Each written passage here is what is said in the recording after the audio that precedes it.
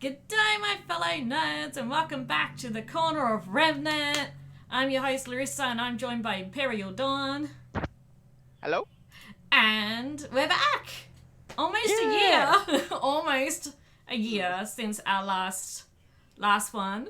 So, but we're here, and we're excited, because we're going to discuss the bonus ending Animatic, but we might also touch on a couple other things that have happened since our last podcast. Yes, and also RWBY Beyond Yes. starts tonight. It does. Depending, so that'll be interesting. First episode will be on Sun and Neptune, so it'll be very interesting to see. From the thumbnail I saw, the art style looks very cute, very nice. It looks like storyboarded, but just like actually coloured and nicely done. Yeah. So like 2D picturesque, like kind of like storybook-esque, I suppose. Yeah, it looks interesting. I think it is just going to be at least first exclusive to begin with, I think. Yeah, I wasn't sure because I'm Not more sure. because it's like at this point, why? But I guess whatever money they can get, That's it. Hopefully made to take the show elsewhere or whatever happens in the future. But we wanted to come up here and just discuss, obviously, the animatic. Yes. Touch on maybe the soundtrack, which we haven't really discussed yet on the podcast. No, we haven't really. No. Obviously, RWBY Beyond, maybe a little bit of the Rooster Teeth situation, and maybe our hopes going forward. Yes.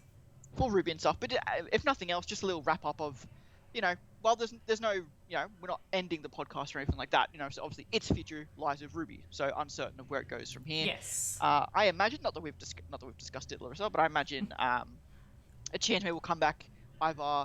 Maybe not next week, but we'll discuss RWBY Beyond at some point. Whether that's each week, it depends how much of what's in the episode. I don't know how long, how in depth these RWBY Beyond bits and pieces are going to be, but I'm sure we'll discuss it at least at the very least once it's all wrapped up, if nothing else. Yeah, I was thinking. I thought we might. We'll see what's involved in this, and if it's enough for a podcast next week. Otherwise, we might do maybe fortnightly, so we discuss two of them at a time. That sounds good. We'll see. We'll just see. Yeah, and yeah, so that's coming out at 12:30 a.m. AEST. I was just checking the schedule, so yes. I'm not sure yet if I'll be reacting to that or not. I'll see what some other people say, whether it's react worthy or not. But if I do, well, I do. We'll see. Yeah, it's one of those things where it's a double-edged sword at the moment, because on one hand it's like, oh well, what are they going to do? The company barely exists anymore. But at the same time, that also means there's nothing to dispute the automatic systems now. Yeah. If it does get flagged, there's no one to talk to about it. No, that's also true. It's kind of like, but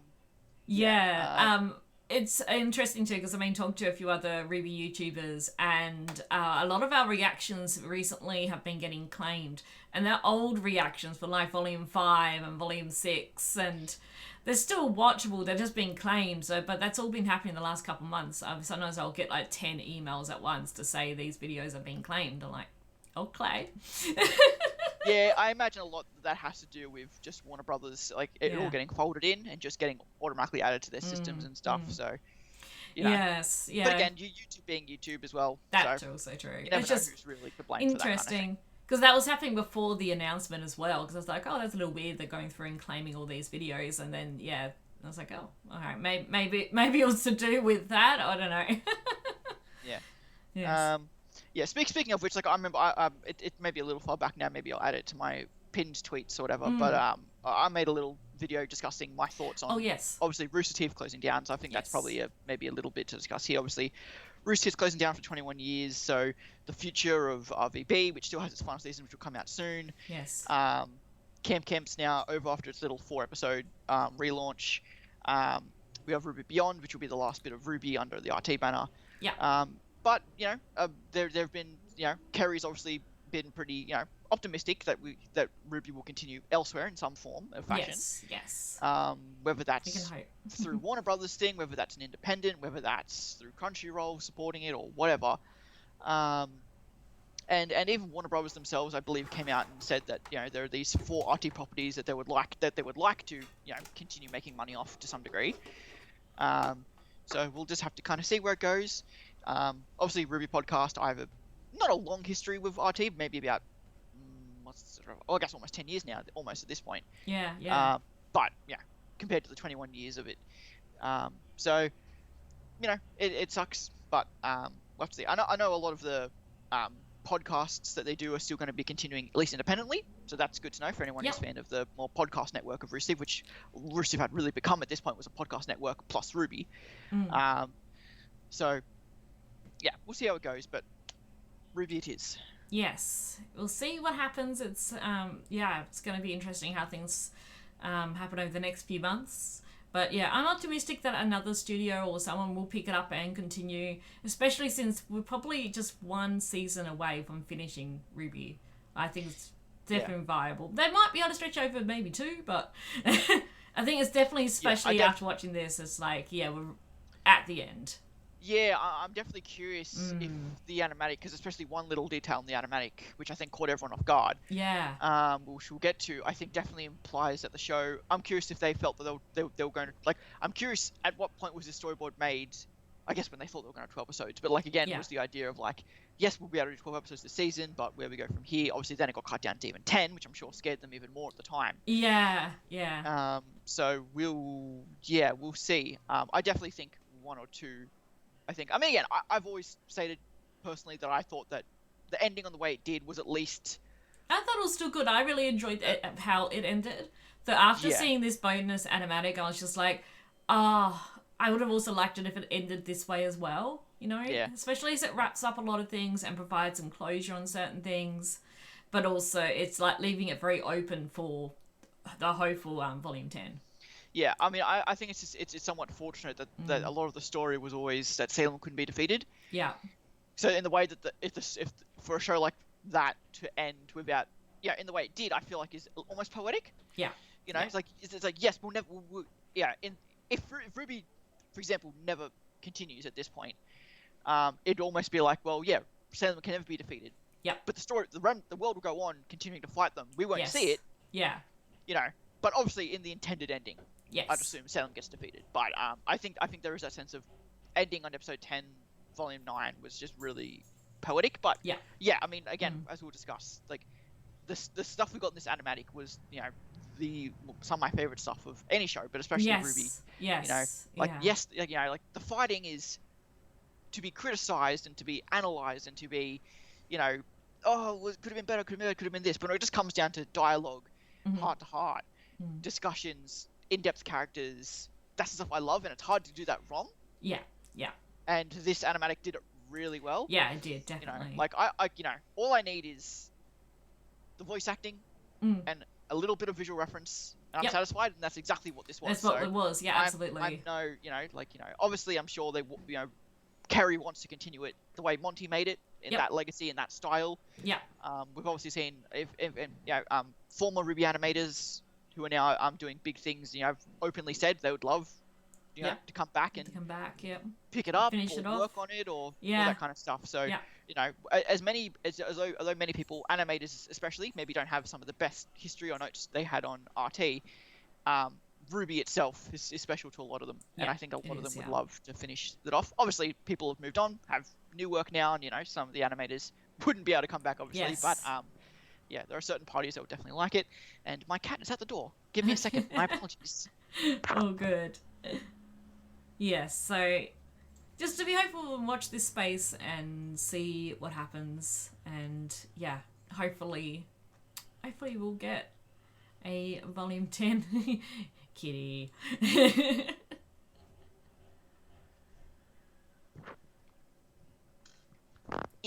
Oh, good. Well, let's hop into the animatic, I think, and we'll start talking about that. So we both have it up, so we're going to sort of go bit by bit. Though I probably want to mention about, of course, what they spoke about at the start of the video as well. And so they were meant to, when Team RWBY and that come out of the portal, they were meant to see, looking at the memorial and someone walking up. But they changed it differently at the end. And we know, from watching this, it would have been Raven. But I thought that little message at the start was really, really nice. And and whether it's, a bit of blind optimism or not, they're clearly, they wanted to continue, they hope it will continue, yes. Eddie and Kerry. So, and that they were able to give us this, which it's definitely, I feel like it's a gift from them to us to see this, and it's much longer than what was shown at RTX as well. It's a proper full length episode, pretty much. Yeah, I mean, and again, if we do get, and they said even then, if we do get a volume 10, this will probably be the first episode. Probably changed a little bit, just a bit of hindsight and all that kind of stuff, and it'll probably change up a little bit. But I honestly think, if nothing else, I love seeing this, because this, as someone who isn't that knowledgeable in the situation, like just seeing this and seeing how, like, this really gives a good insight for how they'd make the episodes. Yes, it does. Especially because you're looking at this, you're seeing all the numbers and the scenes and that kind of stuff. And I remember when I was watching it for the first time and getting a really good idea of, like, okay, it's like the story. And again, I'm sure people who know this is obvious crap, so I apologize if I'm like, no, this is how it's done. But just seeing like how it's the storyboard's going, like, okay, this shot lasts this time. We're going to assign this to this animator. Which animator wants to do this shot that lasts this long and have to copy this storyboard, and then it cuts and you see the counter start again. It's like, okay, now he wants to take this bit. And I never. I really like that too. As a viewer, doesn't know much about the animation industry. This actually, and again, I'm sure if you watch any storyboards, it'll show the exact same thing. I get that. I'm just saying that for me, who hasn't watched a lot of storyboard stuff before, it actually gave me a cool idea after all these years how the animators would get assigned bits and how they work over certain scenes and how long the shots are. Like, there are some scenes in this, and you think about, wow, an animator had to animate this shot, and they knew it had to be this many seconds long, but then to cut perfectly in the next animator. And this also shows again how, like, people accidentally grab the wrong model, and so scenes won't line up properly because someone's grabbed a slightly different model and stuff. So, and they're really adding things to it, and just to see the insight into how it's made. It was really cool. Again, obvious in hindsight, but it's really cool. Like, that's a neat little thing that I didn't really think about. Yes, I agree too. It was really cool to see sort of that behind sort of look. Yeah. Starting with Nora. That line about her, well, today we're burying our friends, and not that there's much to bury, but no. And also it made me think, of course, with Pyrrha too, because they couldn't bury Pyrrha. So again, they're in this situation where they're trying to get closure, but they can't, like, properly bury their friends because they don't have their bodies. So I think it's also a really good detail too, because they put a lot of effort into Nora's character last volume, or volume 8, I should say. Yes. So it's good that the first glimpse we get back, like, they put a lot of effort obviously into Penny, but Penny's not here. Yeah. But I think that Nora was a character they did put a fair amount of effort into volume 8. So to have her be front and center here, I thought was a really good callback to the previous season, and obviously we saw Nora kind of the most distraught by what happened at the end of volume 8. Yes. Obviously her at the portal still. While everyone else was fighting. It is really cool seeing all these characters here, like just seeing all the you can see, I recognise there's the two, I guess, the homeless guys that we saw in volume 8. They're there. Fiona's uncle, I believe. Yes. It is. Then there's the banjo guy, who I believe was in the. I'm trying to think. Did we walk by him at the start of volume 7, or did we walk by him in the mines with Fiona? I can't remember exactly, actually. I think when we first got to Atlas in volume 7, before Yang is the robot, yes. I think you see him playing the banjo, I believe. Yeah. I believe that's meant to be. And then you see there's the old lady who argues with Yang in volume 8. Yes. Before they fight before they encounter the Hound. Then it transitions over. You see Whitley, Emerald, the Happy Huntresses. Yeah, like, I really like that. You don't see Robin there with them. Interesting. Well, because at this point, assuming this is quite early on, Robin and Crow haven't made it to Atlas yet. They may not have made it. That's a very good point, actually, because you don't see Crow in it either. So which does imply that, like, it has been a few months, which I think we already assumed, but it has definitely been a few months by the time Crow and Robin are seen there. Yeah. And that's a good detail, because that's something they could probably very easily overlook in the storyboards. But that is a good that even you don't see Crow till much later in the. Yeah, that's true. Very true. I didn't think of that. Yeah. Yeah. We don't see anything of Maria or Pietro until we see the Amity Coliseum at the very end. Yeah. So even that might take even longer to get here. Obviously, we've speculated what happened to it. I've always had the idea that it went up to the atmosphere and then comes back and lands in Vacuo. Yeah. And seemingly that at least ends up in Vacuo eventually. So, and then, yeah, Nora just has the reaction of just, And there's Oscar there, sort of consoling her. And again, I don't know if it's a storyboard, but I just love the visual of like Ren again, just having his hands in his face, looking down at Nora. Like he's distraught. He's not the emotional kind of person. But there's something about that detail of Ren just standing there, hands in, looking down at Nora. I thought was really. And again, like that's what I love about this kind of storytelling is that it's minimalistic and you have to kind of take what you can out of it, which is why, and just obviously the voice acting being done so well. Poor Nora. That was just like hit hard when she starts crying. I was like, oh. Yeah, Samantha Ireland. I mean, all the voice actors in this, especially, did really well. But yeah, Samantha Ireland really killed it here. For sure. And then you just see eventually we all have to kind of move on, and all the other characters moving on back towards the city, where we still have Ren, Nora, Oscar, and Winter still standing at the And I like how we're seeing Emerald a lot in these shots too, because of course she's there, so it's nice to see her there, and I mean, there are even some shots where Emerald's meant to still be in. Yes, and she wasn't there. Add Emerald. Which is cool too. Like, I'm always curious if that's if that's Kerry looking over the storyboards and adding these kind of notes. Like Kerry kind of thing, because and this also is a cool thing too. I wonder, this shows how much, again, maybe not Kerry, but assumingly is overseeing the storyboards. And then, maybe letting the animators kind of if you're gonna add notes, this is where you do it. Yes. To let the animators know. Yeah. So I'm curious, this is how you overlook the animation by making sure the storyboards are as accurate as possible. Yeah. There's a fun little detail I know that no one might have known, but a few people sent clips to Elizabeth Maxwell, of this next scene here where Winter is screaming and reacting and kind of just letting all of her emotion out. Yes. It's Winter. Against the oncoming Grim attack as we flash back to to when they came through the portal. Yes. And it's so funny because Elizabeth responds where the hell did this come from? She was aware this has been released kind of thing, and again she recorded this probably ages ago. This would have been recorded back in 2021. Probably. I think Eddie might have mentioned that on Twitter perhaps. These voice lines were recorded some time ago. Again, the only person who isn't in this that is meant to be is Yatsuhashi. Yes. Who I don't remember if they had a voice actor other than effects in the first 3 volumes. I think they had some sound effects. I don't think he had any dialogue. No, I don't think he did actually. I think they mentioned there is a voice actor for him, but they didn't get him to do the lines for this because it just wasn't. Just didn't. End up happening. But yeah, that scream from Elizabeth. Oh, I know. As one of the few voice actors who I've met in person from the show, yes. God, Elizabeth Maxwell is just the best. Yeah, she's amazing. But I like how when the sandstorm clears, and of course you got Coco and Tea and Coffee there, and Sun and Neptune. Oh, I can't believe we were this close. We were so close to seeing that. How long have we been Tea and Coffee? And we're no, Tea and Coffee's not that relevant. They're not going to come back. It's they had the books on them.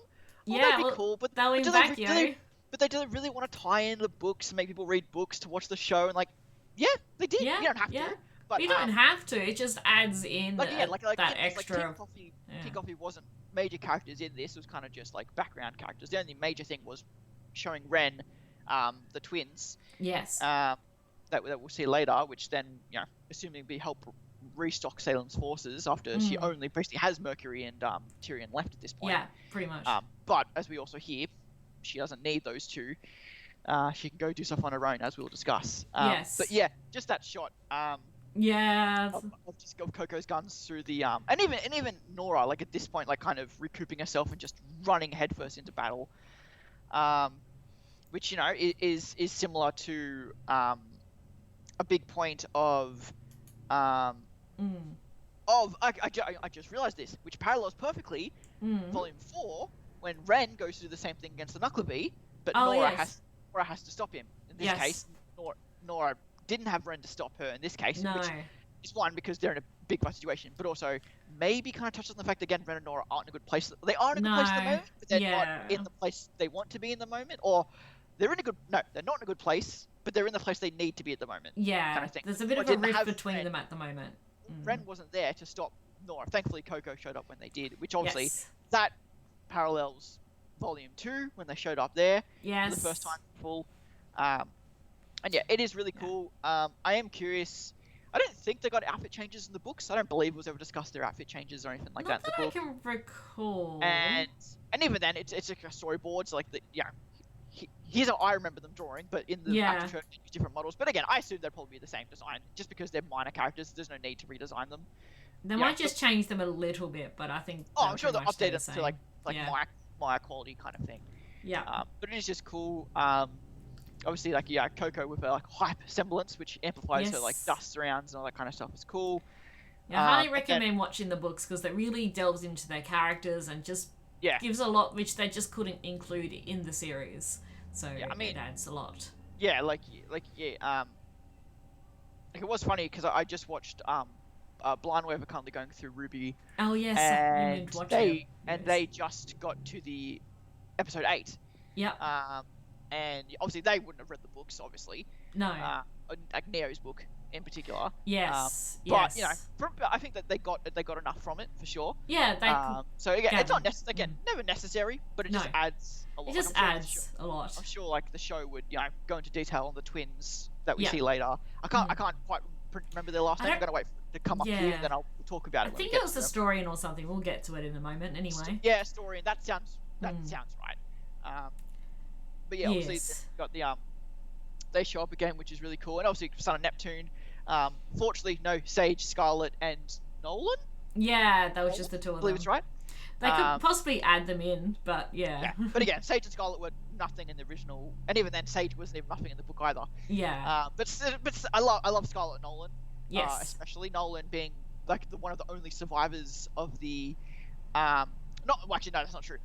He was the only survivor of his team. Yes, which the rest was of the team died. Yeah. That Team Juniper fought in episode 2 of Volume 3 in the Vital Festival. He's the one of the Gene top, and the shock batons. Yes. He's the only one who survived out of his team. Yes, which we did see in Volume 3 in the background. One of the characters being taken off by a griffin, I believe. Yeah. Which was the implication that team died, but obviously they made sure they brought back Nolan to survive in the book. So, spoilers for the books, by the way. I guess I should have prefaced that. Nah, but that's just another thing, how they just, the books help fill those gaps. Things. Yeah, but no. And what happened, and actually... generally, I think Scarlet and Nolan was one of my favourite parts of Before the Dawn. Yeah. So really interesting to see that. And, and as someone... Yeah, and the book's really going into detail on this as well. Like, how familiar these guys are with the desert. Obviously, Sun is from here. But immediately, they know that, all these people here is just panic. And, Yeah, and that's when the Grimm attacking Honora is sort of saying how the Grimm were attacking the city for days, which makes sense with everything. Like, they were close to the city, which was a relief for them, but, But then for everyone who's there, now it's just the city is now under siege because all these people have to flood in and stuff, and they go straight in for action and stuff and fight them. I believe that Grimm is what they fought at the end of book 1. Yeah, the I believe they sandworm. fight because I think Coco gets eaten. Yes. But obviously she's okay. I think she loses her hat, and I think she gets a new one, or she gets it, or when they kill it, she gets it back. I don't remember. I can't remember. I remember something about her hat, though. Yeah. I think she loses the hat at one point. I don't remember if she gets it back or she gets a new one. But yeah, like obviously then Nora seeing this kind of Grimm for the first time, but obviously the 6 other characters again have fought it. They're familiar with it. Yeah. And then it sort of time jumps a bit to say like what's happening now after that. So this is probably a few weeks or a couple months later. Yeah, I mean, I will say that like, I didn't expect to see Neon of all characters. Yes, I didn't recognize her first. I thought it wasn't until later that I was like, hang on, that was Neon. I guess because they don't have the colors and she looks so different in black and white. Yeah, and also again, this is a certain newer design we only saw like twice. Yes, that. Whereas I feel like if you think of Neon, you're still probably thinking of her original design a bit more. In Volume 3. I'm curious if this is Meg voicing her because it doesn't sound quite. Well, it probably is. I'm sure it probably is Meg. But it's just like I remember listening to it. I'm thinking, Is that Meg? It sounds like Meg. I can't tell. Yeah. I mean, again, obviously, like tying into the orphan thing, which is like, yes, yeah, I think it was really only mentioned. I think it was implied in Volume 4, but it wasn't really brought up until Volume 8. Yeah. So tying that back in here is nice. Again, obviously, the Vacuans are I've always been described like the harshest people. Yeah, they are. Yeah, while they're very accepting of individuals, like they're not like racist or biased against individuals in particular. You do very much have to still prove yourself. You have to prove yourself, regardless to them, of whether you're Faunus or from Atlas or from wherever. You kind of just have to prove yourself. But obviously, they would if they did have a grudge or a bias against them, it would be Elysians. Would be the only people they absolutely have a fair bias towards. Yes, but they're also not like anti-Faunus, like say Atlas was. And Atlas was, But it's getting all these Elysians on their doorstep. I can completely understand. Yeah, of course. Yeah. Again, it comes around again to a few times in this where like we get some like discrimination and stuff, and it's always like completely justified. Voice acting could be better to make it a little more digestible.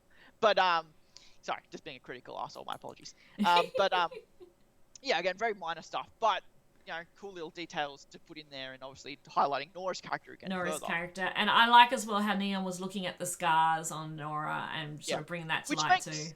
Which makes total sense for Neon, who's a very, I'm trying to think what the right word would be. The very, like looks are very important. Looks are very important, and see, there's a phrase or term I'm looking for. I can't. Yeah. Oh god, I can't think of it either. But but obviously like judging Yang in Volume 3 and stuff. Yes. And I don't remember if they mentioned something about Jean in Volume 7. Maybe that was Flint. But maybe. Yeah. I'm talking about those guys, and like obviously we see Nora standing up for it, but the kid wants to go home, but no home to go back to. And Neon just kind of like looking, but then realizing, shouldn't do that. Kind of thing, and and it's a very nice detail because again, like a critique, especially when it comes to this kind of storytelling, before is that RWBY doesn't always capitalize on its storytelling. Like you think of like Weiss and her injury and stuff. Yes. In Volume 5, they didn't really touch on that. So I'm glad that they kind of took the scarring that she got in Volume 8 and have kind of leaning into it a bit more. Granted, very on the nose with the whole emotionally scarred, but I'd rather that than nothing. Like, I thought it was really good. I'm glad it's a part of her character. Yeah. Now for sure. It's something Nora's coming to terms with as well now. Which is funny too, because I remember at the time I didn't think much of it. Yeah. Like I thought, oh, it's scarred her, that's cool. I didn't. Obviously, scarring being a dumb choice of words there, but like obviously it being more permanent. Yeah. It's really cool looking, but of course. You look through Volume 8. And you see how she's actually hurt. Oh, this is actually really serious. Oh, crap, this is permanent. Yeah. And then you get here that kind of like that first moment. Because I don't think there was any highlighting of it in Volume 8 of it like actually being there. But here's the first like moment of like this is something she has to live with. Yes. Like again, whereas Weiss's one wasn't really a factor. Blake's was, but Blake's was much more subtle. Yeah. With the Adam stab, and then it being brought up very subtle, not subtly, but not super important in the Volume 6 fight.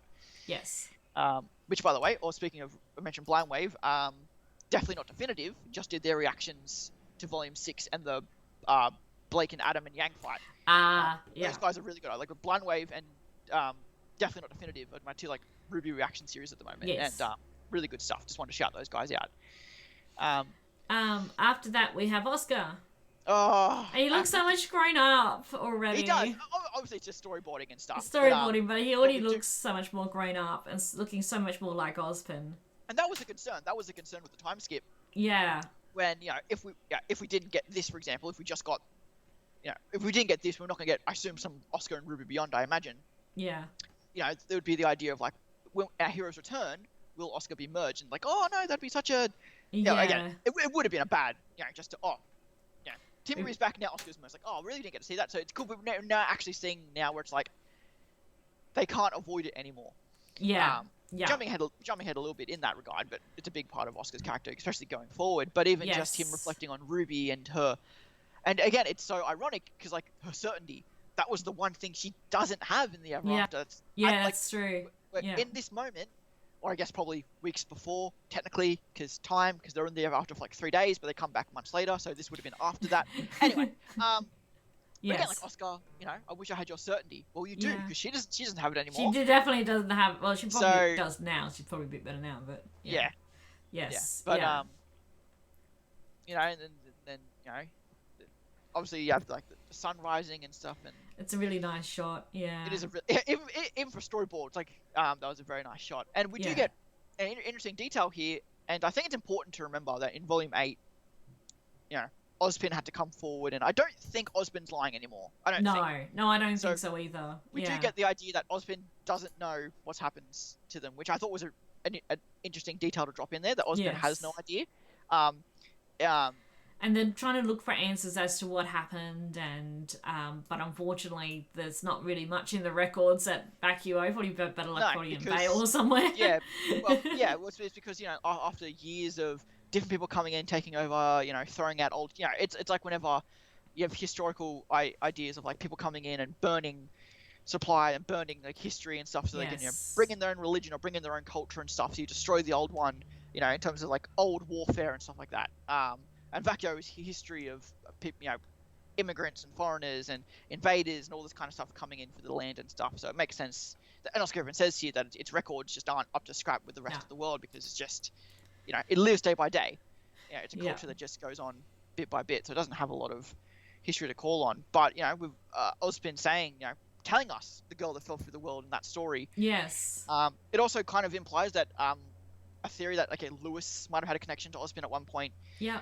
In their timeline, seemingly isn't the case, because obviously Lewis would know of the Ever After. Would remember. Then would know. But then again, we don't know how they got to the Ever After in the first place, and there's no way.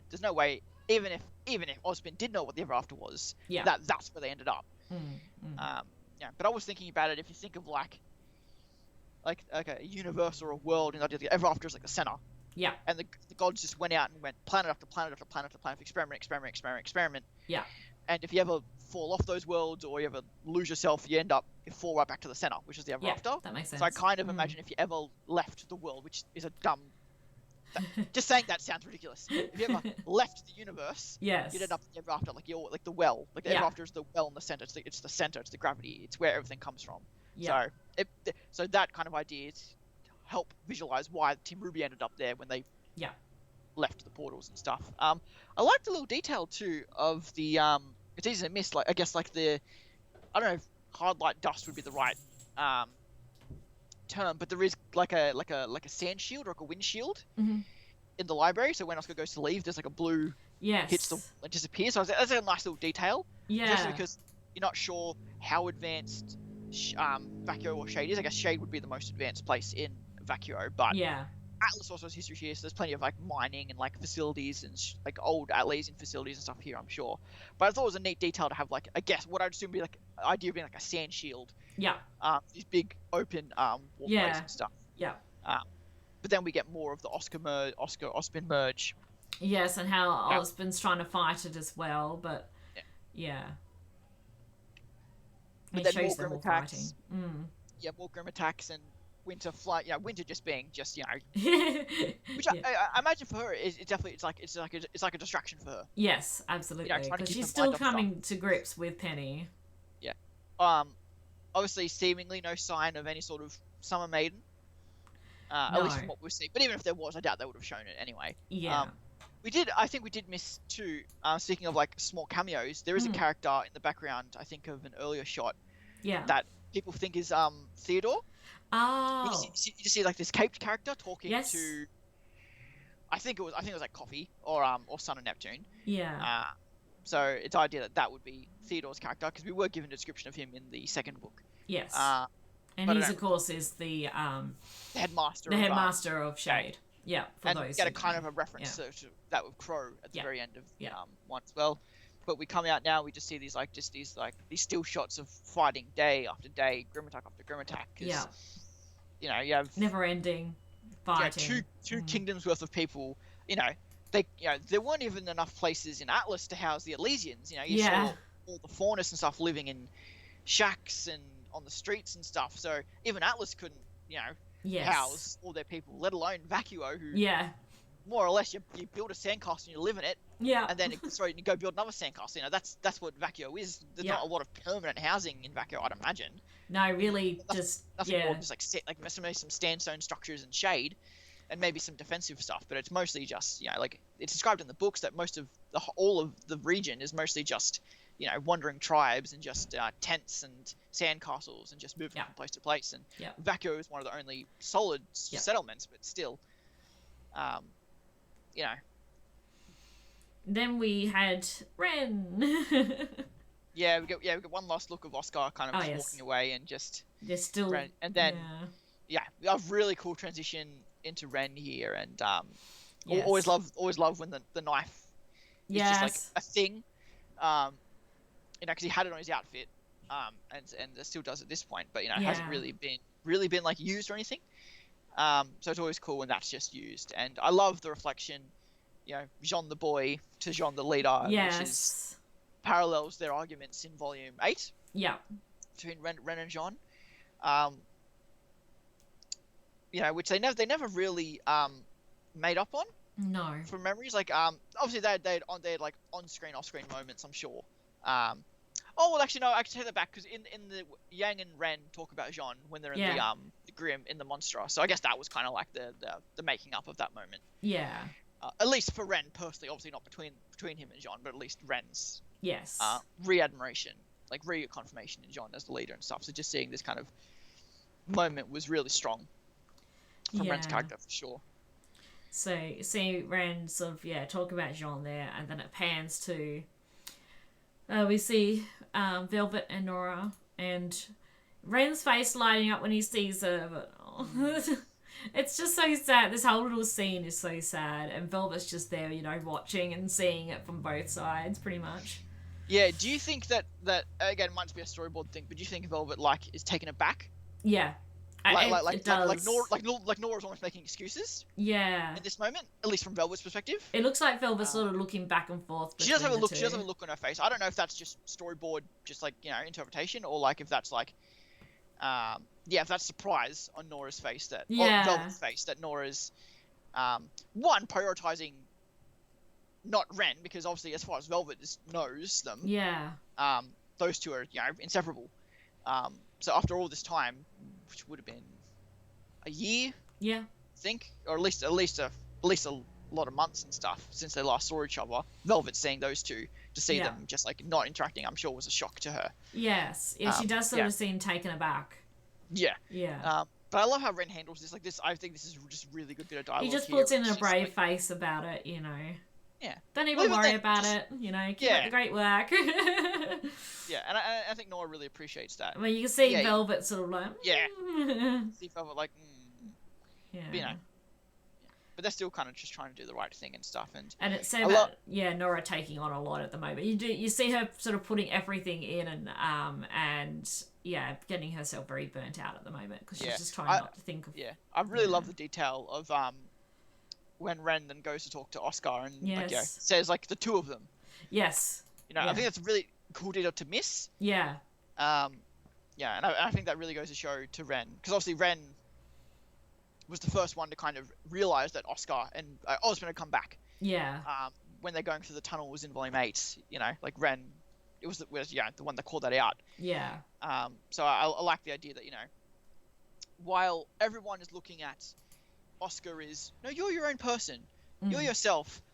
Ren is more like, it's like, not, I don't mean this in a bad way, but like also recognizes Osmond is his own person as well. Yeah, yeah. Which is a nice detail. Yes. That I think is easily missed, but yeah, Oscar isn't himself, Nora isn't herself. Like I said, putting too much on her shoulders, and then we get the little detail of Yatsu coming in. Yes. And we get to see that video of Tyrion there and Mercury. I don't know who the other woman is. She looks familiar though. Well, so I believe that's, I don't remember which one's Jackson, which one's Gillian, but the idea is it's the two twins. Yeah. Breaking them out of prison. Right. Again, I can't remember which one's which. Yes, Gillian, Jax, Asturian. There we go. The crown. Yeah, Asturian. The crown. Yeah, which is the crown is what they were known as. It was like their group. I'm trying to remember how Before the Dawn. I'm trying to remember the details of Before the Dawn. I think the idea is like the male again, Jax or Julie. I guess think it's Jax. I think Jax. I think has a semblance where he can like absorb people's auras or something like that. And I think like he was like, wasn't it like they were in a cave and there were a bunch of beds and he was kind of like absorbing everyone's strength? Yes. Something like that, I think it was happening. Something like that, yeah. And I don't remember if they became like zombies or if they were just powering him, and he was just like he just had like invincible aura basically because he was absorbing everyone's strength. And then there was a grim invasion at the end of the book, but we end up I think Yatsu ends up wiping his memory because I think that's Yatsu's semblance or some details like that. But obviously they end up getting beaten and imprisoned and stuff, and obviously. And I think this goes a little bit into like how Salem recruits people. Yes. We obviously don't know that. We know she approached Hazel. Yep. But we don't know how Sindar ended up with him. We don't know how. The only thing we know about Tyrion is that he was broken out of prison by Grimm. Yeah. So assuming that was by Salem's command, and then brought him to her. And then Watts, just disappeared in a mech accident, but then we don't know how he ended up with Salem. Yeah. So I wonder if it is just as simple of just like, hey, come join this group, and then you learn more. Again, like how Neo was involved. Like Neo was just like tangled up with Cinder tangled Roman, which got Neo. Neo then learned more. Neo then learned more. Neo then met Salem, and she'd be like, oh god, I've been wrapped up in something very small that got very big. Very big, So imagine if that's just how she works. Like, she sends her little agency out to get small things going, and then ropes them in, and by the time they realize who they're actually working for, it's too late. They're fully in, So I imagine as far as they're concerned, they're just working with this Mercury and Tyrion guy who broke them out of prison. It's like, okay, you broke us out of prison, we'll help you. And eventually they'll learn what they're actually involved in. Yeah, and at that point, it'll be too late. Either they'll be into it, like Mercury, or they'll be out of it, like Emerald. Yes. So it just kind of happens to work out that way. And No Place for Royalty, The Crown, which I don't remember if the No Place for Royalty was like a line that was used in the book. Yeah. But I'm not too sure. I want to say. I think if I remember correctly, I think I believe that they're the descendants. I believe the original rulers of Vacuo. Yeah. I believe that's a thing. God, I had to reread the books. that's why it's called the Crown. Yes. I think that's a big part. Like, they want to reclaim Vacuo because they believe it's their birthright. Yeah, something. I think that was a thing. I could be completely wrong. I think that sounds right. Sounds right. So, like, No Place for Royalty, the Crown is all kind of like, and again, maybe that is a reference to Atlas. I'm not too sure, but like that was their prison cell. Like, they would write No Place for Royalty. So I'm kind of trying to remember if there was a thing in the book why they would say they themselves, the Crown, would say No Place for Royalty. I can't quite remember. But it's cool we're bringing those details in because we don't have a big villain roster for Vacuo. Just Tyrion and Mercury, so bringing those two characters in is a nice touch. Yeah, and I think it's also sort of like sowing the seed for the eventual Volume 10 in Vacuo and learning more. Yeah. There's these other things, like, even like earlier on in this where the guy's saying, we have our own problems in Vacuo. Yeah. They do have their own problems. There's a lot of other stuff happening too in Vacuo, as we sort of touch on in the books as well. Yeah. And I love Ren's framing too of the situation of how, like, yes, we're all damaged. We all got our ass kicked. But Salem, again...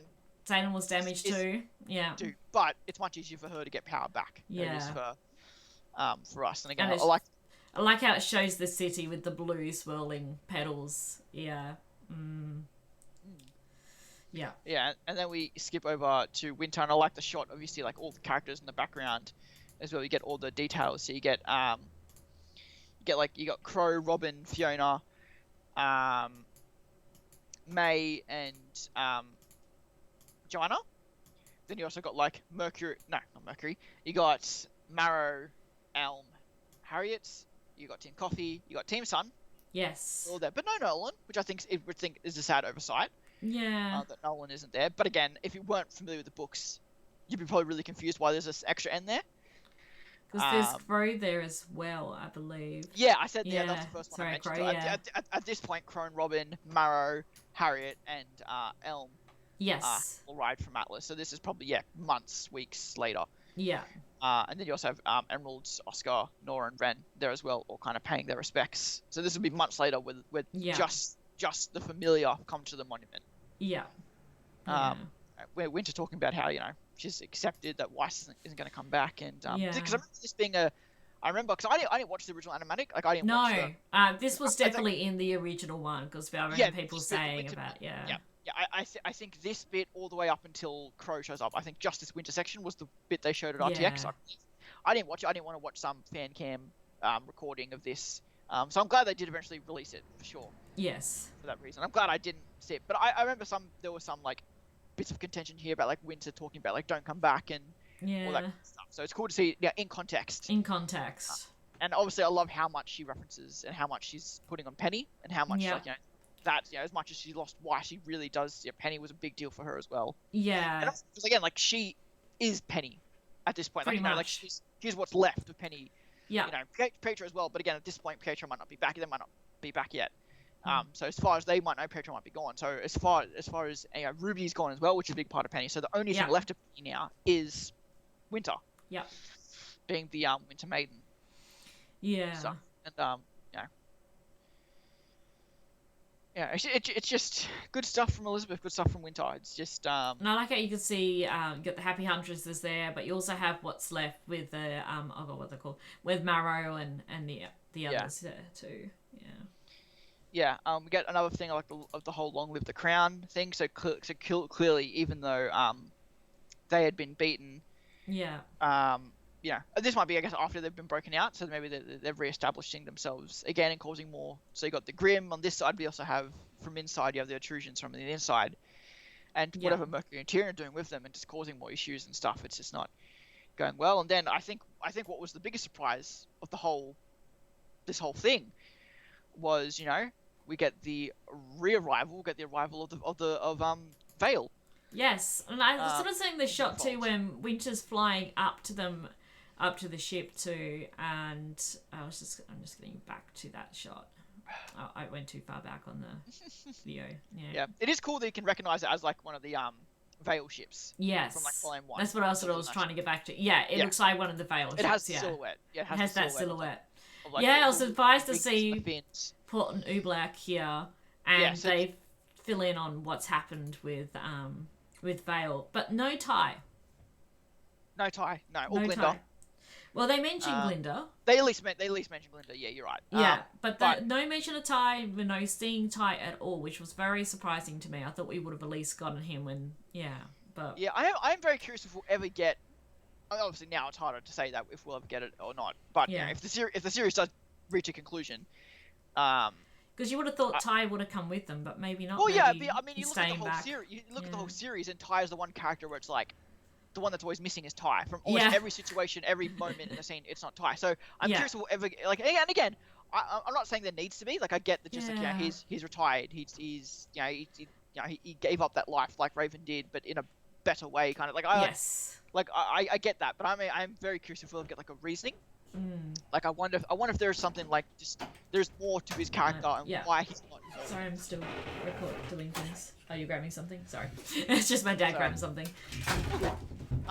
So yeah, I'm curious. Alright. Sorry. Sorry, I should have grabbed it out earlier for you. I didn't think of it. No, it's okay. Nice washing with me. Thank you. Okay. I can let Ellie in. Oh, hang on, Ellie's in. You coming in? So, we apologise for this brief intermission. Sorry. All good.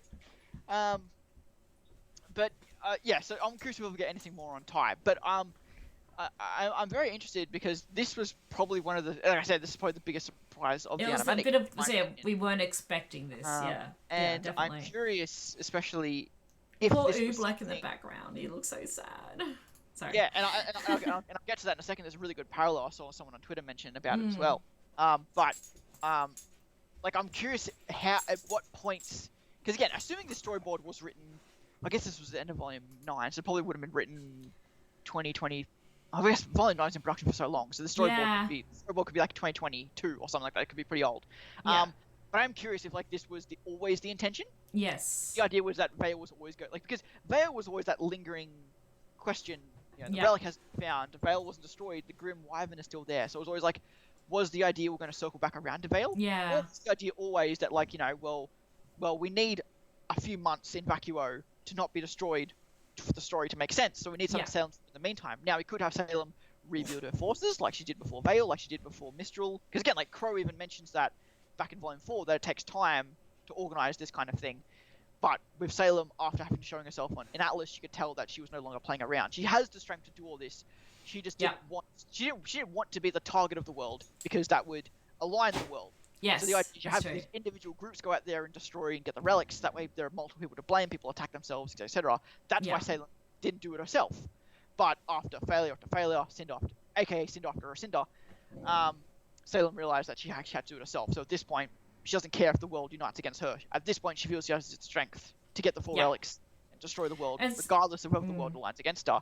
So she's gone and destroyed Vale, but they don't mention about her finding the relic or not. But they do, well, that's even if they know about the relic. I don't know if they would even know about the relics. Like, no, they might not. But then again, it will make sense if they knew.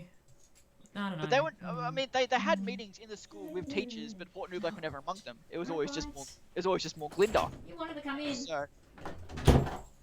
Yes. Yeah. And I mean, like assuming that. Yeah. Well, I guess if Ironwood knew, Crow knew, Glinda would know.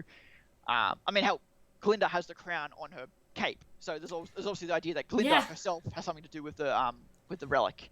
Especially considering how powerful she is.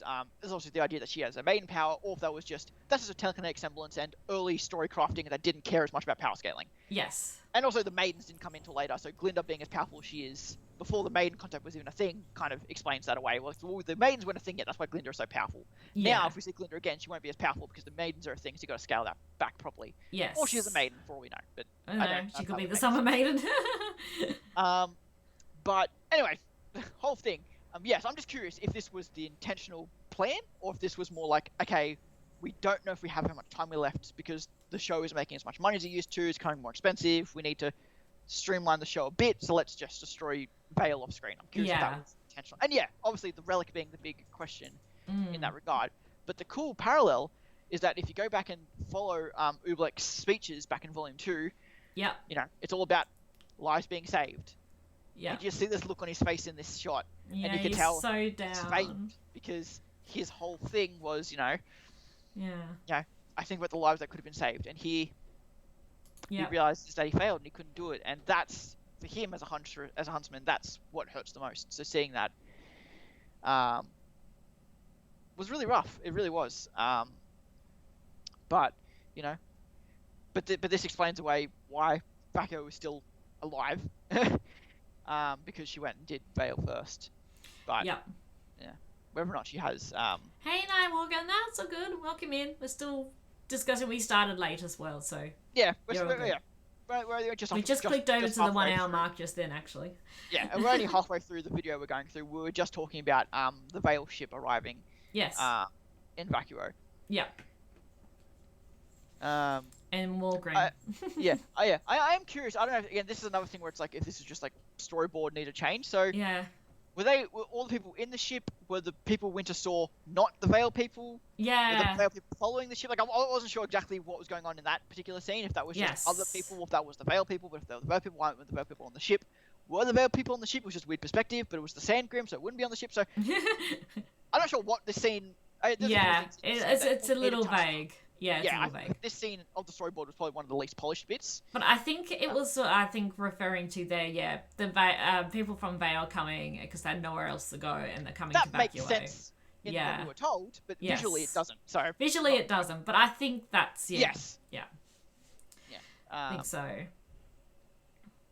Yeah. And then we get our first kind of proper glimpse of Crow. Now, this is months later when Crow and the Atlas people on the ship arrived and stuff, and we get the cool connection between Willow and Crow, which I think see, and I love that they did it in a way where Crow was helping Willow with her alcoholism.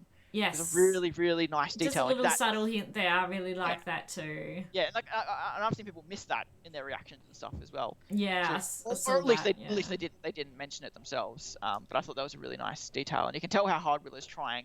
Yeah, and Crow's being so positive with her too, which is really sweet. Yeah, and again, you look at Willow, and you got to imagine that, at least from the personality we've seen, that most of the Schnee badness, both in Whitley and in Winter, comes more from Jacques' side or even Yeah. Ironwood's side in Winter's case. Yeah. So I got to imagine that Willow, probably for a big portion of her life, was probably more like her father, was probably more like Weiss in terms. She probably was a really good person, probably with a bit of a snobby attitude, but was a really nice and caring person, or eventually became that. But once she got married to Jacques and she became an alcoholic, that's when, you know. So it goes, you know, like, while everyone has these opinions of Schnees, it's really their opinion of Jacques. Yes. So Willow is probably more like Weiss than even we realise. And so, she's trying to make amends and help people. And that's the thing. And the thing, is so sweet. Because I remember when I first watched this, I was like, oh, you know, she's trying to make amends for, you know, what she's done. But then I thought about it, well, she probably hasn't done anything. No, like, not really. She probably isn't a bad person. We think she is because she's a Schnee, because we've been Yeah. told throughout the entire show that the Schnees are bad, apart from Weiss. And even then, Weiss was a bitch at the start of the show. Yes. So, yeah. So the more I think about it, the more it's like, I've got some in the cupboard. Yeah. Yeah. So, yeah. So I love just that detail too, and yeah. You know, but yeah, you get people standing up against her and stuff, and, you know, completely fair. Because everyone's just seeing the Schnees as the cause for all the problems and with what happened at Atlas and yeah. Yeah. But I'm definitely like balls on that lady to say it with Winter just there. Yeah, no, she's like we're going. Well, that was a friend. That was the friend, yeah. The person who said it was still just like, I don't care. Like, yeah. It's just, you know, it's hard times. Everyone's just struggling, getting through it their own ways and stuff. Yeah, then you see people leaving, just walking into the desert. Yeah. I'm curious too. We see throughout this this whole scene the whole video that Winter is drawn with her bun back up. Yes. So I'm curious if that's just like just because it's simpler to draw, and that's, you know, so probably. You draw that so you know it's Winter kind of thing. Yes. But the model itself might still have the ponytail. I'm curious if that Maybe. was an intentional detail, if that was just like just so you know it's Winter, we'll draw with the bun because it's more recognizable. It's probably easier too. Yeah, and yes, obviously easier to draw as well. But then we get back to the monument. You just have Winter talking about, like, you know, you're the true heir to the Schnee name. You always were. You and your friends tried to save the world, while me and Iron were just, you know, disappointed and how disappointed she would be. And I think the little detail of Whitley and Willow's conversation here, of just like, Whitley, you should cover up, is interesting because I'm curious if that's a, like, you know, an Atlas vacuo climate thing, like, you know. Where Willow's wearing a hat. And Willow's got a hat on. Yeah, and she didn't wear a hat in the original Atlas. But Whitley's like, no, I won't hide forever. So it's like, does it mean a hat, or does it mean covering his outfit, or Like, I cover the fact that you're a Schnee, no speak. Because I'm trying to think, do many other characters in the world have white hair? Like, is that like meant to be like a distinctive Schnee characteristic? There are some other white hair, like Ozpin and Aslan from the Vital List. So there are. But I'm just curious if that, like, kind of like how, what is it in Game of Thrones? There was that blonde hair. Yes. Like, that's like distinctive trait of, like, that family. Lancasters? No, not the Lancasters. It's oh god, I've forgotten the name of it. Is it Targaryens? No. It's the Targaryens. No, the Targaryens have white hair. It's the Targaryens. Yeah, they've got white hair. Yeah. And the Lancasters are meant to have blonde hair. Kind of, but yeah. It's not Lancaster. They're more blonde. It's not Lancaster. That's not the name, but it's close. Yes. I can't think of what the actual name is off the top of my head. But they're meant to have blonde hair, but then by the end of the show, he didn't. He had brown hair, which is an oversight. Anyway, Game of Thrones, ending Game of Thrones is weird. So yeah, I just thought that was an interesting conversation. Lannister, thank you. Yes. Lannisters. Lannisters, that's the one. I couldn't think of it. It's weird because the kids all have black hair, all have blonde hair, even though they're meant to be. Anyway, sorry, Game of Thrones, my bad. House of Dragon coming out, season 2 coming out soon. Yeah, so I thought that was interesting. We see Klein come back into shot, which is interesting because we saw Klein earlier. Yes. I'm curious again what the significance of that was meant to be. Other than just, you know, it's Klein. Yeah, it's just meant to be like a happy moment kind of thing. And then she does the thing where she says the right that don't come back, which I remember when this first came out at RTX, that was like the big polarizing. Out of context, it looked bad, but obviously in context, it's actually really sincere and really sad. And, maybe it's for the best that you didn't have to see this Weiss, because she feels like they've let her down, and because like you guys went to all that effort, and then what have we done of it? You know, we're just barely surviving here in Vacuo. We're not, you know. But then again, you see at the end of the and granted that again might be months later further, but we see obviously at this point. Which I guess makes sense because we saw the initial we saw the initial bit, which was like directly after with Nora. Yeah. You have the winter bit, which is a few months later when Crow's returned, and then you have this scene with Crow where he's dusting it off. So this could be even more months later after that. Yeah, it could be quite a fair because bit of time. at this point we're now at the time when Team RWBY would return. Yes. We have Nicole saying we have all these Veil ships and Mistral ships and all this more stuff. ships have arrived. So probably at this point, Winter might have changed her opinion, but she I assume carved the don't come back into the stone. I don't know unless someone else did it, but yeah, I'm not sure. Oh, that's true. I guess I think the implication is that Winter wrote that. Yeah. But I don't. Yeah, maybe not. But she agreed with it regardless. Yes. You have Crow coming in, and I really like this detail. I really like Crow being the optimist in the situation. So I'm actually feeling a little optimistic about things, and it's like, go figure. But again, like you look at it, like in his whole thing is like him at his worst was when he learnt that Salem couldn't be killed, and his whole life had been for nothing, and that Raven was right. All these things that I can imagine in his mind he would have thought that like all these things that he's gone against has now turned out to be so he's already hit his low. So this is just another fight. So like Crow's lowest of low was Volume 6. So I'm hoping it will be at the start of Volume 10. No, Wookie, hopefully. Yeah, we're thinking it probably will be at the start of Volume 10. It'll probably be altered a bit too to fit with what's going to happen. Yeah, the idea would be is that this was originally meant to be episode 12 of Volume 9 with an extra episode, I imagine fleshing out the journey to the tree a bit more. Yeah. That would have been episode 9 in full. Episode 10 would have been episode 9, then episode 11 would have been the finale, and then this would have been the finale. Yes. If that made sense. But this will most likely be the episode 10. So but with in hindsight with changes now, they'll probably go in and change a few things. But this will, for the most part, what episode 10, Volume 10, episode 1 would be if we get it. Yeah, pretty much. But I like seeing Crow so optimistic in this. It's so really nice. Detail stuff. Even though he goes on to say he knows it's bad, he knows this is a terrible situation. But like I said, he's been at his lowest in Volume 6. This is nothing compared to how bad he felt then. Yeah. We see the more detail again of Elm and Harriet, Emerald and Oscar helping. Yes. Still helping with the supplies and stuff getting out of the trunks. You just see their initials above. I was just pausing it there so I could see. Yeah, you can see Harriet and... We see seemingly Klein helping with a little kid, Willow helping with a girl with her injuries and stuff. And again, his bad luck still a thing. People tripping around him. But again, he says that it's all a matter of perspective. Yes. He's just taking a better look at things and stuff. And like how Oscar kind of wanted RWBY's certainty. Yeah. Oscar is now... Crow is now taking from RWBY its idea is they're trying to fill the void that Winter is trying to be Weiss because she feels that Weiss gone has left a void. Crow and Oscar are trying to fill the void that RWBY left in that sense. And and obviously Clover is a huge influence on this whole thing. Absolutely. He's got his little pin there as well. Yes.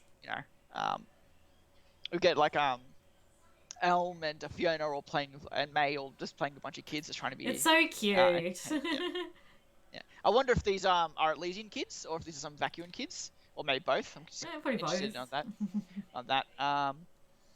Yeah. And I love Robin's little smirk on her face too. Like in the storyboard when she sort of walks up, she's still got her smirk on her face. I thought it was so funny. Yeah. It's so cool seeing Christina V in RWBY. Yeah. Or that I remember when they first announced that in Volume 7. Yes. I thought that was just one of the coolest things. You see a kid drawing in the background here, and it almost looks like one of the sandworm things. Yeah, I imagine that's the interpretation of the sandworm. Because again, these kids will be seeing all this. Yeah, they will be. Yeah. Kind of thing, and they got to try to keep a straight face. And you notice also too, as they go on, there was no grim attacks in this one. So again, with the idea of all the ships, that things are a bit more under control now. Yeah, things are probably a bit after more all calmer. These months. Yeah. Which is interesting. I love how Robin shows him the memorial here. It's so sweet. But I find it so funny, the expression on RWBY's face. It just looks so smug. Well, I love the detail too of her mentioning that Crow has been in shade most of the time. He's just sitting there having meetings with Oscar and Theodore and stuff, I imagine. Yeah. And he's even playing the whole is this one of those things you take me, it's going to be a surprise? I'm not really into that kind of things. And it's shut up, idiot. Just shut up. Just shut up. Yeah. Yeah. And we actually see in the end credits too, some more art of this particular little memorial too, which is really cute. Yeah. So I guess do you assume that Robin made this? I don't know. I feel more like some of the vacuums. Not the vacuums. Sorry. The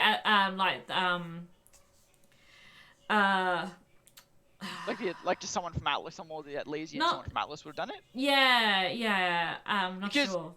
Because Yeah.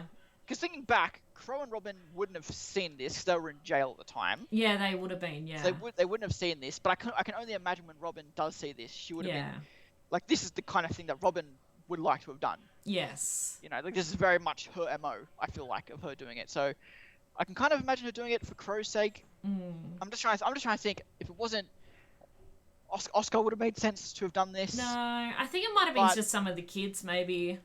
That would make sense because we saw the kids drawing on the wall. And I guess I've seen, that would be... yeah, and I've seen there was another bit of art that was showing that actually had Blake, Yang, and Weiss on there as well, and Jean and Penny. I've never seen that somewhere too. Interesting. I think it was a concept art too. So. Okay. Yeah. But yeah, like obviously that's just like a sweet little thing. Because again, like, and I think it's easy to forget how significant that was. Yeah. Her And the sending out that South message Coast, to the Vital Festival, like that was such an important thing. And again, it's where RWBY can miss sometimes, but also really capitalize the show, where like it it makes things have consequences and feel really important. And this was definitely one of those things where like that message that they went all that effort to in Volume 8 had to mean something. And here you see just how much. It really is, yeah. And it even ends seemingly, not that it's really addressed, with more, I assume, ships coming in, support and stuff coming in at the very end, before we then transition to, again... This is their final stand against Salem, pretty much. Yeah, then what is essentially a direct shot-for-shot parallel of Crow in Volume 5. Yeah. Looking out over the railing, realizing all of his friends are dead, in this case, realizing all of his, his two nieces are dead. And, just walking away, and you just it's like, get you the did boys. start something, I just wish you're here to see it, sort of reflection. Yeah. Yeah, and then, so which I love the idea. I mean, obviously, back before Volume 9, the big theory was that Raven would probably be the one to save them from where they are. Yes. Now obviously, Raven's power doesn't go beyond the known universe, which no. is fair. Which is fair enough. But just that idea that she was just waiting for that feeling. Yeah. Waiting for that, just like that sense to come back into the world where Yang would be. Yeah. And immediately they leave the portal, they see their monument, Raven comes out, moment, brings them all to Crow. Yeah. Is it, I guess, the implication of yes, that's the implications of that. Yeah, because Raven walks out the portal and then just... Yeah, there they are. There they are. Oh, it's so good. It is. I love Raven. I hate Raven, but I love Raven. Yes. I'm so happy Raven's back. Yeah, it's good. It's good to see her helping out. And again, another detail that surprisingly ties in here, because the last time we saw Raven was with Ty. Yeah, that's true. So again, I'm really curious. Again, I'm not mad at the show for not explaining it. I'm just really interested if there is a reason, or if it's just a simple matter of, we just don't know what to do with this character. Yeah. But and I love too that it's just a matter of like, because the last time Crow and Raven saw each other, they were literally trying to kill each other. Yes, yeah, that's it. And again, Raven might have talked to Crow, while they've been in Vacuo. Like this might not be the first time they've seen each other since then. Necessarily. Obviously, Raven might be looking for Yang on her own. No. But it is possible that Raven has been involved in this to some small degree. Yeah, that's it. She might have came across with the others from Vale too, because that's the last we knew she was in Vale. But I do like the idea of this is the first time Raven and Crow have seen each other since Volume 5. And the fact that they were trying to kill each other when they last saw each other, but this moment, Crow's just Crow's just relief on his face, not just for his nieces, but also for Raven as well, because they're twins. Like that's got to, as much as they're willing to kill each other, just that idea of like, oh, it's so good. Yes. And I love the voice acting with Crow as well, because his voice kind of breaks a little bit about saying that you send a message and the world answered. I thought that was so sweet. Jason, I believe. Yes. Such good. I was going to say the other one for a second then. Jason. Yeah. I thought the voice acting for Crow was really good in this too. Yeah, it was really good. Oh, and I think I tweeted out immediately after I saw this Nora's gasp Yes. literally made me cry. I After know, watched this. same. That got me. And I was literally crying. I love Oscar's kind of like very like Ozpin-esque look. Yes, he is. Like Yeah. kind of like that charming happiness. Ren, that surprise. Ren that almost kind of, sort of like happiness, like in just like that. Yeah, Unbelievable that shot kind of yeah. that shows the back of them. It even looks like almost Ren's kind of like putting his arm around Nora too. Yeah. Yeah, and then you see Crow and Raven standing there on the left. Yeah. I love how Raven just looks so confident standing there. Yeah, I love that too. And of Yeah. course, Blake and Yang got their arms around each other. They do. Oh, They're boring. cuties. Boring. Okay. And then So cute. yeah, just the hey everyone. Yeah. Oh. Yeah, they are. Oz and Oscar They- are definitely yeah. becoming one and closer because, yeah, it mentions early on in the Animatic too with Oscar and Osmond's trying to stop the merge from happening as much as they can, but it's coming to the point now where it's eventually going to happen unless something's done to stop it. Yeah. Right, I do really like also getting a look at the Shade Academy here, like this like pyramid temple. Yes, I Nice love look it. The at end the credits concept too. art. Yeah, you see a lot Yeah. of the. Yeah. Yeah, Then we what see they like would've again done. the memorial as well, which I like too. Like I do like that it is kind of like it's low key. It is Yeah. just like someone just gone into a random corner, a random alley in the middle of the city Yeah. and just drawn that. It's not like a major front and center kind of thing. Yeah. It is just someone. And the candles are there. I thought that was a really cute Yeah, little and thing I like too. that the ending R is also capitalized well, like Ruby Rose. That's also a really nice Yes. detail Yes. Oh yeah, it is too. Yeah. as With well. the And like roses. again, we get the idea of like the backyard, like just the shacks and stuff, and like just how kind of like Yeah. minimal it kind of has to be here, and it's so good. Yeah, I'm just looking at the voice actors. Yeah, Neon was definitely Meg still. Oh, were the voice actors either? Yeah. Yeah, they're Okay. there. Yeah. Fair enough. There you go. Yeah, I think that's all the correct voice. I mean, there's no reason why it wouldn't be all the correct voice actors, because again, they would have recorded. They recorded this months back Yeah. when, production started for Volume pretty much. And so we're gonna get more of it tonight, which is awesome. With Yes. RWBY Beyond, which I RWBY imagine, Beyond. which would be with Sun and Neptune, which I imagine will be a bit more like a spoofy, funny kind of thing. Yes. Like I'm imagining it's very like if you watch, I was gonna say Red Web, but it's probably very much like probably like that kind of like comedy noir kind of style to it, where they'll be trying to be junior detectives in this new city, and it'll kind of be more for laughs more than anything. Yeah. But I could be wrong. And again, It'd be interesting. I'll love it regardless. And Because then- under like the screenshot, it has like there's a black one. They've got Team Ruby in the middle with the question mark. It seems very cheap. It seems very cheapy. Yeah. And it's kind of like just from the Yes. thumbnail. At least, not in terms of its look, but just in terms of it's very cheapy in its just look of its its vibe. Yeah. Yeah. Not visual, but just its vibe. It looks very chibi-esque. Yeah. Which is interesting to see. So I mean, yeah. Again, like if it was good stuff. Again, I love. Said it 1,000 times on this podcast. I just love dialogue and character moments, and this was like that. Yeah, it was all that. Yeah. I thought it wrapped up and it's also filled in a lot of the gaps of what's been happening whilst the girls have been in. Yeah, this was more than I expected in terms of what we're going to get from it. Yes. And Yeah. I thought it touched on like almost every single character. I'm trying to think of who, like again, apart from maybe some of the like Nolan, Sage, and Scarlet, but again, they've never been in the show properly, so I wouldn't expect them to. Like even having coffee to the degree we did was, I think, awesome. I wasn't expecting that much. I was Sun and Neptune. I was expecting to see.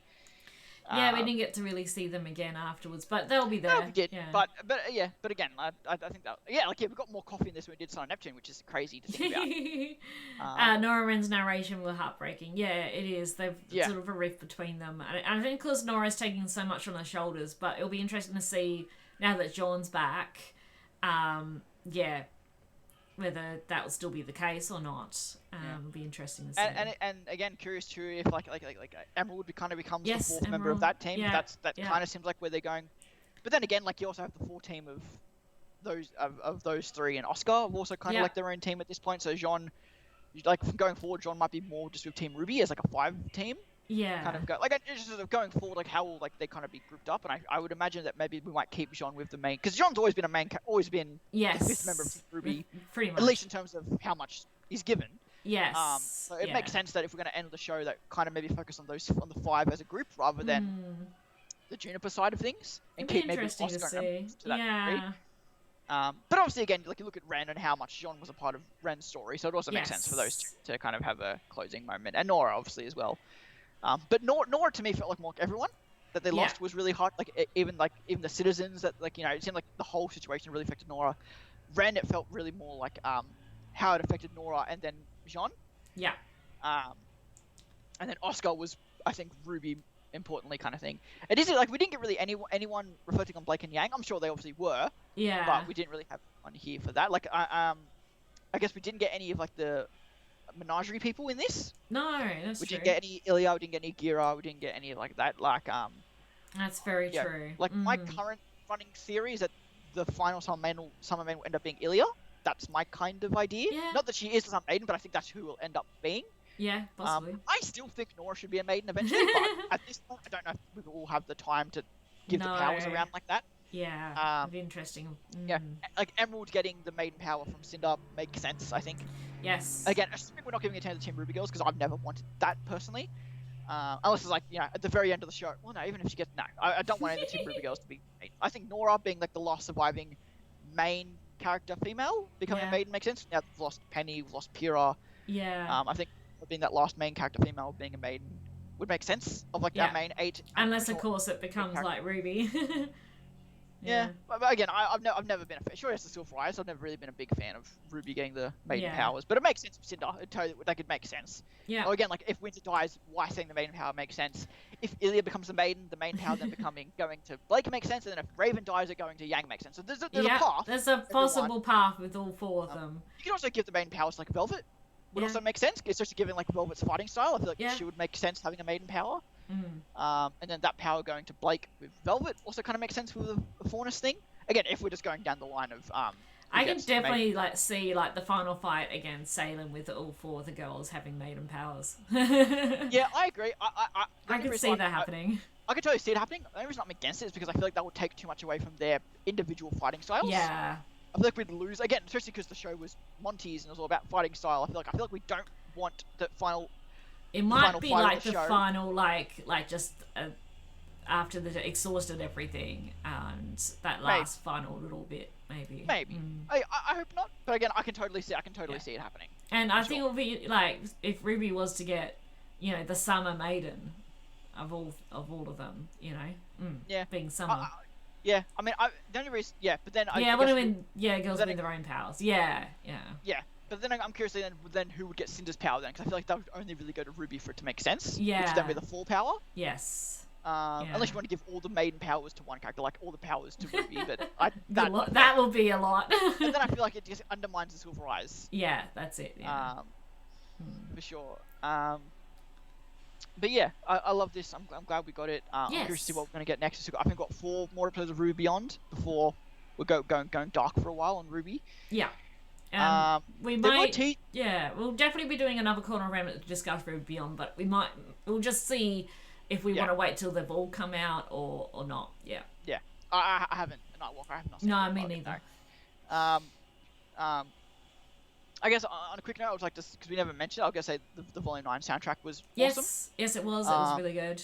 Really liked it. I loved Trapdoor. I loved Chatterbox. I loved the lines of like, I'm what inspired the fairy tale. Yes. Or in Trapdoor, there was line of like, I didn't want to be the chosen one. Yes. Those are just lines that I remember sticking out to me a lot. Of course, read like Racers. Read like Racers Part 3. Well, yeah, like I'm inspired the fairy tale. Like, I love that bit. I love that too. Yeah. I think I probably listened to Trapdoor, Chatterbox, and Guide My Way the most. Yeah. I haven't really listened to Worthy or Jean's song all that much. Yeah. And I listened to the intro like back when that first came out, like 3 years ago. Or however long that intro came out. The full version came out like instantly after when the first premiered. Yes. So I've been listening to that one for a long time. It's final scene is how I see RWBY ending. Cool. Well. So, yeah. I think that's probably a good point for us to wrap it there. Yeah, seriously, like, thank you everyone. Yes. I mean, just not just today, but everyone's ever watched Corner of Remnant, whether you, again, we're all watching the Twitch VOD, the YouTube VOD, the live stream. Again, YouTube VOD will, Twitch VOD will be out immediately. Obviously, YouTube VOD will be out in about 24 hours, about this time tomorrow, maybe earlier, something like that, give or take, give Larissa some time. And yeah, I mean, again, possible RWBY reactions from Nerd of Oz side. Yeah. Of RWBY Beyond, she's just working that out. We'll see what that goes. Yeah, I'll see what happens. Yeah. At least I have my RWBY wig and I have my cloak now. I found them. Yeah. I don't have a lot going on. Art-wise, I don't have any plan. I have one kind of thing planned. I don't know if I'll get it done. Honestly, I've been playing a lot of Fire Emblem Path of Radiance. Nice. Of all things nice. recently. So I'm finally getting into the Fire Emblem series now. So that's taken up a lot of my time. Holy crap! Path of Radiance, which is the GameCube game, is freaking awesome. And I've got to get I think 3 Houses at some point. So I've heard that's a really good one as well. I've just been playing a lot of Final Fantasy 14. The new expansion's coming out. I was actually playing a lot of Fallout 4 for the first time. Oh yeah. Before I'd played Fire Emblem, which is now funny that the show's come out, and I'm bizarrely hearing good things. I heard so many bad things about that show, and now all of a sudden it's out and everyone loves it. So I'm like, oh, yeah, cool. I'm going to check it out sometime. Yeah. You got your 4 shirts from Rooster Teeth store? Yeah, I just didn't have the money, unfortunately, and the exchange rate is terrible right now. Yeah, I had the money. It was just more of a timing thing. Whenever I was going to buy something, the thing I wanted had sold out or hadn't gone on sale yet, and then by the next week I was going to buy stuff. It'll change because I'm very meticulous of when I spend money. Yeah. So just unfortunately the timing never matched up. Unfortunately, I still I've got plenty of RWBY merch. Like you can't really see, but I'm wearing one of my RWBY tops and there's still like figures you can get from like Smile Company and other things like that. If you still want RWBY merch, you can still get it through other sources and stuff. Still regret never getting that vinyl shirt. Still wish I had that vinyl shirt at some point. Yeah. By the way, on Twitter. Apparently there are more of those. There's more of them! Pure as anyone they released, but apparently there are more great ones, which is insane. There are! Oh my god. Oh god. I need to fix a little thing on a belt. It's come apart. Hey! We'll have the great one in Waifu! Yeah. Put that. Oh god. Yeah. So yeah, thank you everyone who's ever watched, listened, Corner of Remnant. We love discussing this. It's best opportunity me and Larissa have just to catch up. Yep. Yeah. I love it. Yes. Yes. And yeah, hopefully this isn't the end. We'll definitely have another Corner of Remnant, at least one more, possibly 2. Yeah. Who knows? There could always be more books. I know S.E. Myers recently just made a Five Nights at Freddy's book, which I'm actually interested in reading, which will be interesting. So hopefully he gets another RWBY project someday. Yes. Because even if we can't get a volume 10, it would be great if they finished it up in a book. But yeah, we'll see. Yeah, we'll see. But yeah, I'm just trying to think if there's anything else. If you like RWBY, if you like RWBY music, Casey Lee Williams has her own Patreon now. So if you want to go support her, maybe get more of that music-esque style from Casey, help support her now that she's out of a job working for Rooster Teeth to a degree. Go support her. If any people from RT, especially anyone who works on RWBY, if they Twitch stream, if they do anything like that, go support, go show your love. We want RWBY to continue, and we've got to do everything we can to help that. So hashtag Greenlight, hashtag Save RWBY, whatever you want to do, whatever support you do, and just keep talking about it and sharing everything as you can. Get word about it out there. That's all we really can do right now, and support the guys as much as we can. Yeah, I know we're wrapping up. Just a general question. Have you seen the Justice League movies yet? No, I need to. They're good. I still haven't seen Ice Kingdom. I'm so behind. Oh. I know. I need to watch Ice Kingdom. That's actually another thing I was going to mention too. It was a while back, but the band behind Ice Kingdom did imply that they were working on a second soundtrack. Ah. So there's also possible RWBY. I mean, that's also that might be a great solution if you have to move to a 2D Japanese studio to finish the show. Yeah, well, it's an option. I mean, Ice Kingdom was pretty good. Like it wasn't bad. It was like I am waiting for the reactor to react to RWBY and actually react to Ice Kingdom in between volumes 2. I haven't seen that yet. I haven't seen a reactor do that yet. I'm sure there are probably some out there. I haven't seen it yet. Yes, so I want to see that at some point. I mean, honestly, if Larissa watches either of those two, I'll do a podcast on Ice Kingdom. I'll do a podcast on the Justice League. If she watches them, I'll 100% do that. Yeah, absolutely. I really want to. I've seen so much about the Justice League ones. I won't be doing reactions to either. I think I'm just going to watch them. But I wouldn't. That's probably too much. I think you can react to Ice Queendom though. I think if you I do consider it, but it's on Crunchyroll, so I might have a bit of trouble with screen recording it, but yeah. You did that with Volume 9. I did with Volume 9. I just feel I'm not sure about Ice Queendom. It's okay. Fair enough. Regardless, if you do watch them, I'll happily do a podcast with them. Yes, definitely. So yeah. Anyway, so until next week after, if nothing else, a month from now. Maybe we'll do a Beyond wrap up or an RT wrap up podcast if nothing else. Yes. So until then, thank you all for watching, and we'll see you next time. Yes, thank you everyone. We'll see you all later. Bye.